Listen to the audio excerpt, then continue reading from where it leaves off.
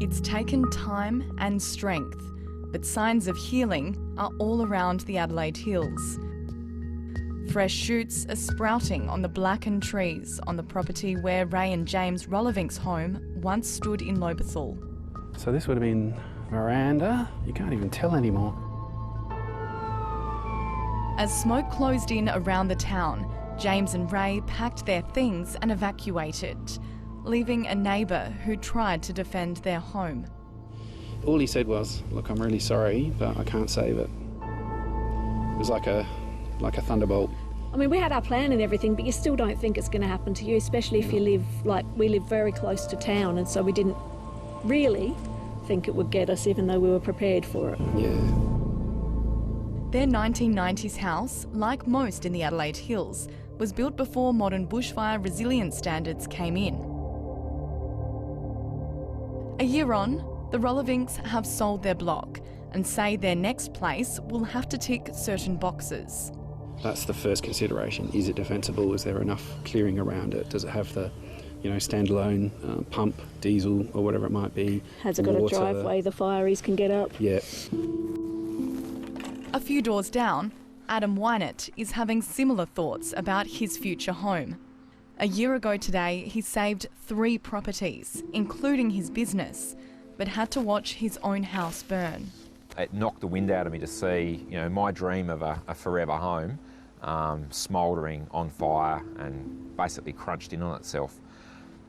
And it still does that today, to come to this site and be reminded of what I've lost, really.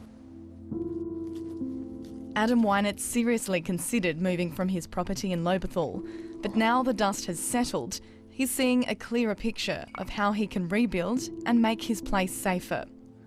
Like SA's independent bushfire review suggests, he believes a definitive guide on how to decrease the risk of a property being destroyed by bushfire would be helpful. Events show that I shouldn't have been that confident, and probably what would have helped me be better prepared for any eventuality like a bushfire that we had a year ago was something like a bushfire expo, where in one place on one day you can get access to as much information and new innovations that are available to help land and property and homeowners be as prepared as they possibly can be. Preparedness was a major focus of the state's bushfire review, with the need for automatic vehicle location or AVL systems to be installed in CFS trucks a non-negotiable factor. The state government has invested $5 million in the technology, which will be tested in 5 locations across the state this bushfire season, with a view to install it in thousands of trucks next year. People get to understand the technology, get to see what they think works, get to test it in terms of the extreme environments in which we operate. Reviews into Australia's fires don't say that people shouldn't live in bushfire-prone areas, but it does suggest more needs to be done to prepare the community and to educate them on the risks of living there.